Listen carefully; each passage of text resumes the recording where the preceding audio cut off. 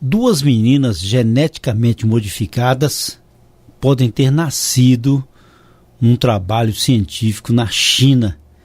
Isso foi em novembro do ano passado. Apareceu um cientista dizendo que estava fazendo esse trabalho, 3 empresas envolvidas, modificando embriões, e agora existem pistas de que, na verdade, a China fez isso através dessa modificação.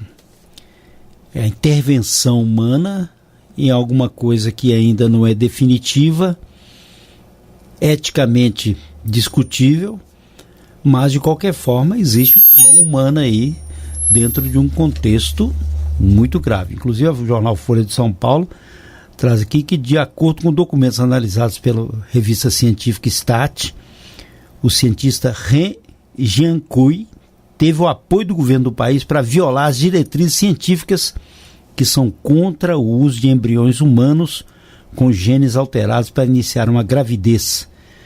Os chamados bebês, que tem um código lá que eles colocam. Caso esses documentos estejam corretos, aí são provas de que a China está apoiando pesquisas que outros países consideram antiéticas, inclusive levantando dúvidas sobre a capacidade disso. Haveria um tempo que muitos afirmavam no passado que o homem iria substituir a Deus. Essa substituição científica de Deus é uma questão para ser discutida. Mas pior do que substituição científica de Deus é substituir os desígnios divinos para a bem-aventurança, a prática do amor, a prática de uma existência em que as pessoas sejam melhores. Discutir ciência sempre ocorreu, seja no campo da genética, no campo da tecnologia, o que seja.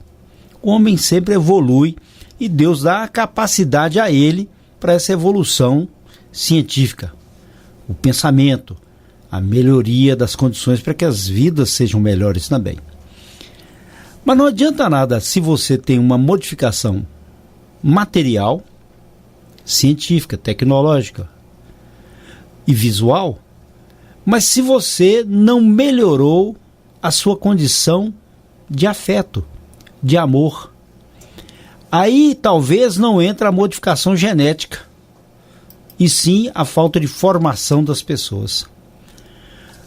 Pode-se discutir, como Aldous Huxley no Admirável Mundo Novo, essas transformações, ou então pegar que a visão científica nasce em Gênesis, quando Deus criou o mundo, ou então da costela formou-se uma mulher. Tudo isso é discutível, debatido. Mas, se isso acontecer, as pessoas passarem a ser construídas em séries, as pessoas sendo modificadas em laboratórios, nós queremos saber uma resposta para uma pergunta apenas.